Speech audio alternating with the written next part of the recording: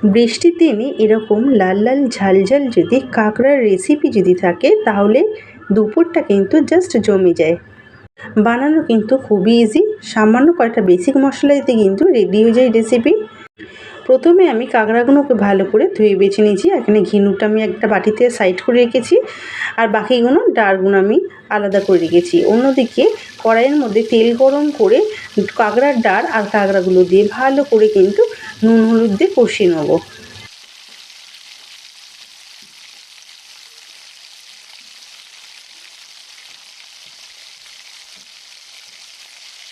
হয়ে গেলে একটি পাত্রে আমি তুলে নেব।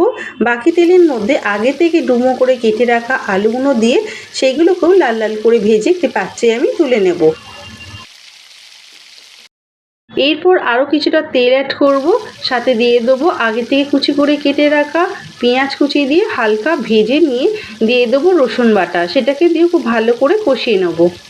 হয়ে গেলে টমেটো বাটা, আদা বাটা, চেরা কাঁচা লঙ্কা, স্বাদ মতো নুন দিয়ে বেশ ভালো করে আবারও কষিয়ে নেব। কষিয়ে নেওয়া হয়ে গেলে মশলা ধোয়া জল দেবো, সাথে দিয়ে দেবো বেশি কিছু মশলা, হলুদ গুঁড়ো, লঙ্কা গুঁড়ো, ধনিয়া আর জিরে গুঁড়ো দিয়ে ভালো করে কষিয়ে নেবো যতক্ষণ না মশলা থেকে এইভাবে তেলটা ছিঁড়ে আসে। তেল ছেড়ে এলে এর মধ্যে দিয়ে দেবো আগে থেকে ভেজে রাখা কাঁকড়া, আলু আর কাঁকড়ার যে ঘিলুগুলো আমি আলাদা করে রেখেছিলাম সেইগুলো দিয়ে খুব ভালো করে কিন্তু কষিয়ে নেব। কষিয়ে নেওয়া হয়ে গেলে পরিমাণ মতন এখানে জল নিয়ে নিয়েছি। এই রেসিপিটা কিন্তু কোনো রকম ঝোল ঝোল হবে না, একটু মাখো মাখো হবে। খুব ভালো করে সব কিছু মিশিয়ে নিয়ে ঢাকনা চাপা দিয়ে সেদ্ধ করে নেবো যতক্ষণ না আলুগুলো সেদ্ধ হচ্ছে। মিনিট 5 রান্না করে নিয়েছিলাম, এতে কিন্তু আমার আলুগুলো খুব ভালোভাবে সুসিদ্ধ হয়ে গেছিলো।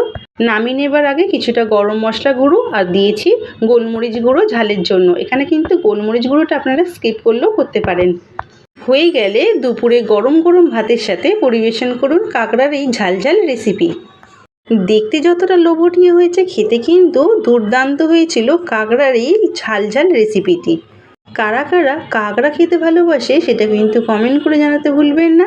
আর আপনারা কে কোথা থেকে দেখছেন ভিডিওটি সেটা কিন্তু জানাতে ভুলবেন না, তাতে কিন্তু আমার আপনাদের ধন্যবাদ জানাতে সুবিধা হবে।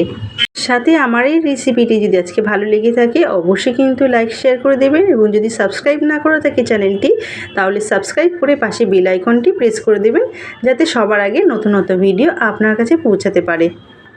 আগের ভিডিওতে কিন্তু সমাদৃতা আর কিন্তু শর্মাস কিচেন থেকে আমাকে কমেন্ট করেছিল, তাদেরকে কিন্তু অসংখ্য ধন্যবাদ জানাই।